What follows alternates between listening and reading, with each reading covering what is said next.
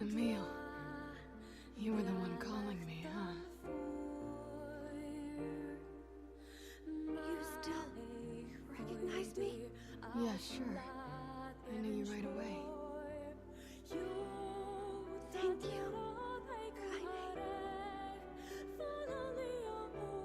Good to see you, Kaine. You look like shit. How long has it been? 5 years.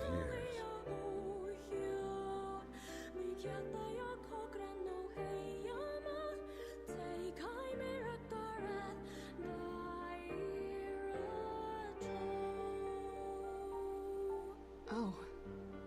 That's a long time. Any luck with Yona? We are still no closer to finding her. We need a way to locate the Shadow Lord. This is for you. Lunar Tears. Did you make this? It's just a little welcome back gift. It's not much, I know. It's nothing like the one Grandma used to make, but... oh, hell. Thanks. Excuse me. Popola, we did it. We freed Kaine.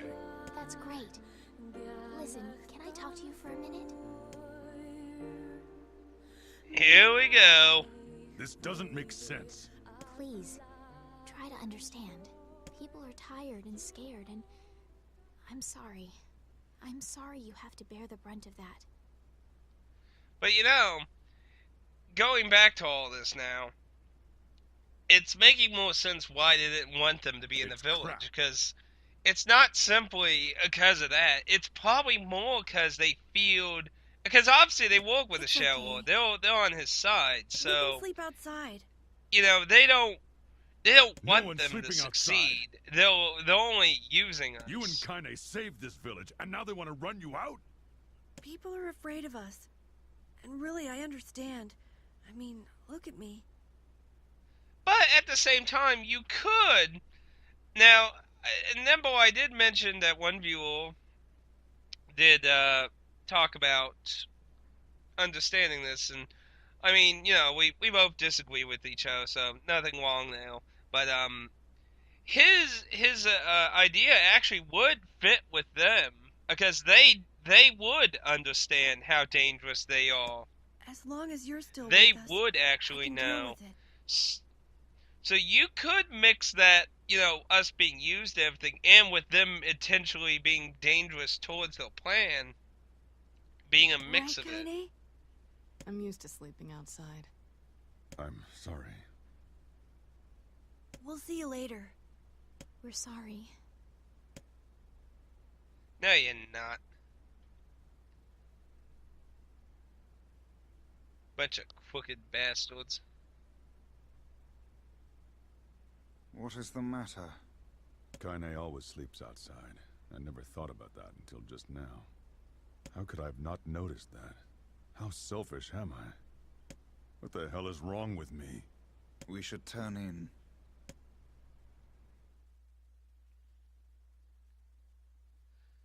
Didn't get much sleep.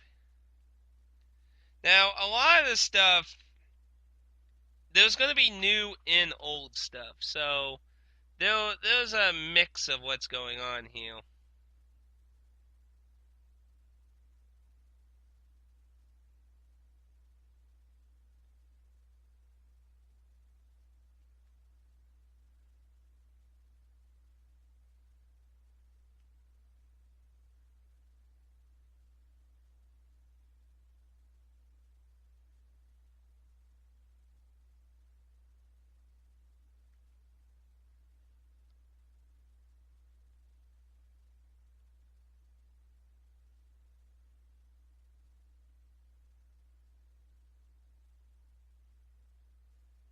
You cruel bastard.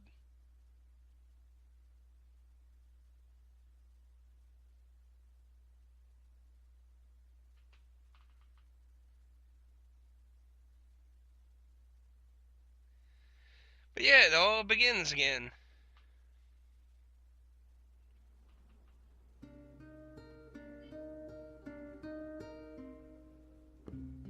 Sleep well? Sure. Well, if you say so. Yeah, we need to go beat them up.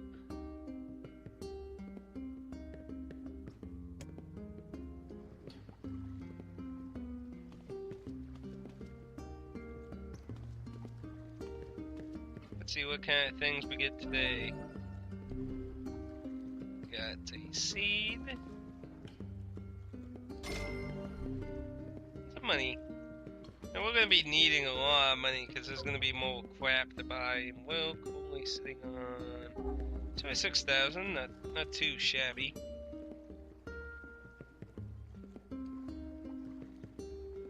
Yeah, the laptop is.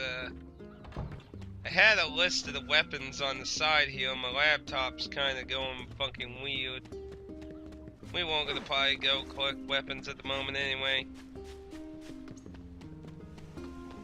Hey.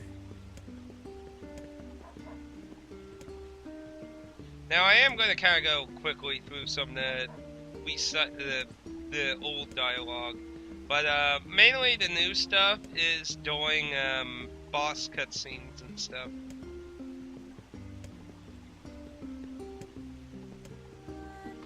I tell them they hate you forever, bastards.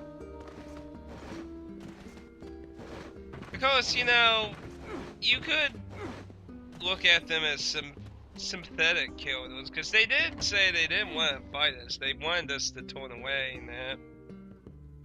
So, I mean, it's not like they're completely heartless, but it's really a very mixed, convoluted situation, but yeah, you could say that they were being careful on their part with their plan, not letting Kane and Emil stay. And then, of course, at this point, it's probably best to talk about Kane. You know, I always find it weird. You never do anything with this. But, also, you know, now that I think about it, I don't know if the doors, the bosses, nope. Yeah, the bosses we haven't killed don't show up. But, the thing with Kane is, I don't think I've talked about it yet. I don't think I did. But, Kane is, what's the terminology? I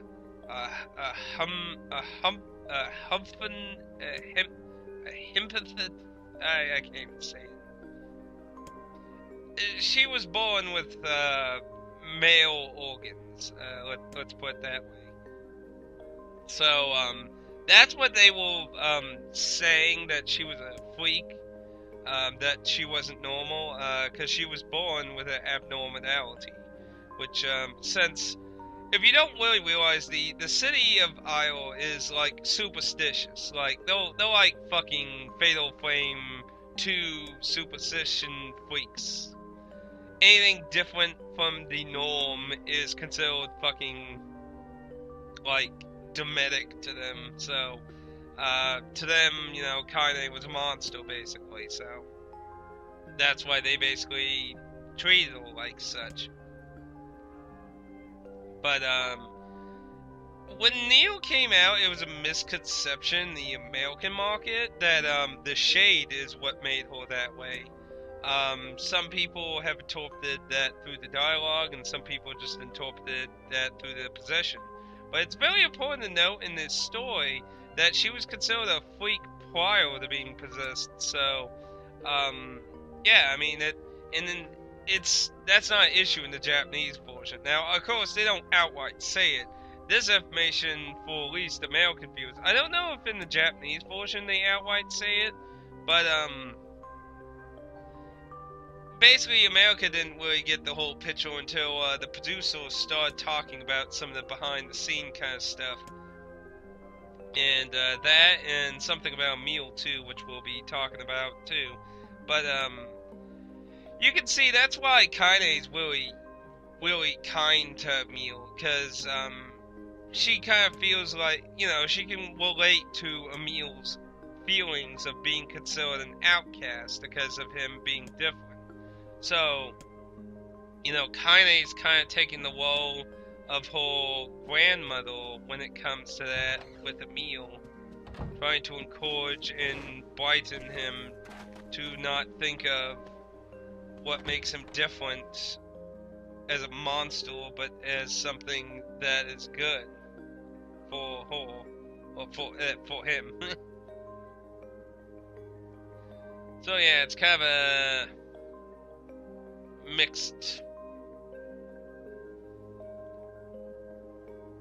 But yes. Aside from the tree of what was that tree called again? The memory tree. Anyway. So basically this whole thing plays out exactly like part 2 with new stuff. Like I said. Fear the next card fate holds for us.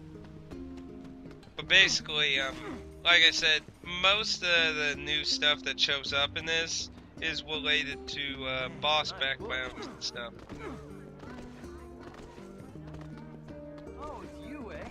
Well, I'm Now I counting on think with the blacksmith, yeah, and this is that quest I picked up at the end. Well, naked in a pile of sweet, sweet treasure. That's an interesting plan.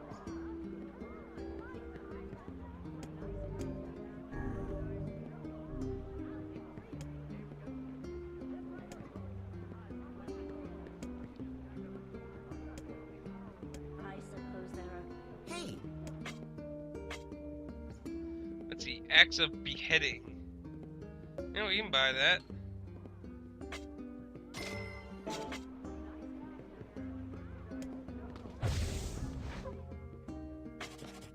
Let's see. Why? Assume. Here we go. Acts of beheading. A man's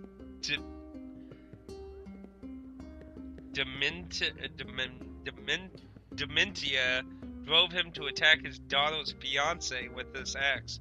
Sadly, he hit his daughter instead. Oh, that's, you know, that just makes me feel warm and fuzzy inside. Feel so warm and fuzzy from that. So warm and fuzzy. Yeah, I'm kind of busy. Also, by the way, you know, I'm starting to remember, I think, if you want to do the garden, I think you have to buy this, to actually do a garden, I believe. Which is why I haven't got that option. And what you want to do?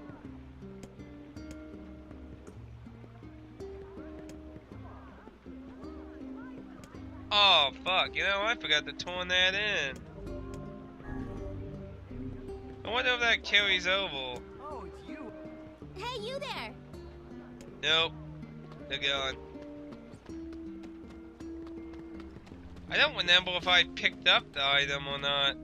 No, actually, I think it wanted some logs or something.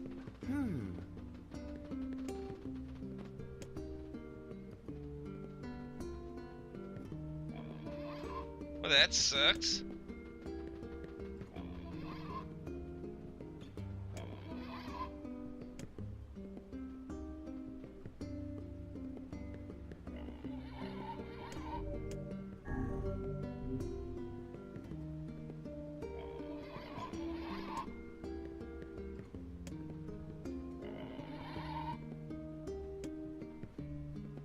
One memory alloy, 10 titanite. Titanium, you fuck crazy. That shit's hard to get. What a jackass. What a bunch of pigs. Anyway. But basically, you will want to do, if you have not done a lot of quests, you're going to either want to get a lot of spare items and sell them, or you're going to have to do quests. Whichever you personally prefer. Whichever one's faster is debatable. Debatable.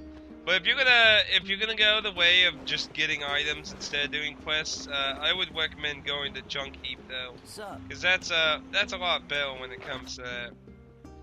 So anyway, if you remember quickly, at this point we go to the Lost Shrine and we fight the Knight again. Now it's also important to note there are time trophies for these different bosses in Part 2. Basically, you just beat the boss in a certain time limit, and the trophies will not tell you which boss is which. I'm pretty sure they're identified by now, but you won't be able to identify which one's which through your list, and that's only considering if they weren't hidden, which I don't remember. The other end of this cave. And the Shadow Lord's castle lies just beyond. Let us make haste. I find it funny how they don't even question how the hell she even knows the Shadow Lord's castle is this way.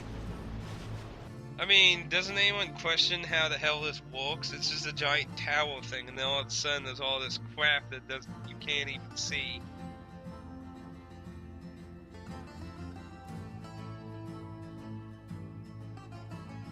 That's why some people think... Yeah, now... See, this is one of the 4 scenes that get added. Now we get to see the fate of what happened after we basically ruined their lives.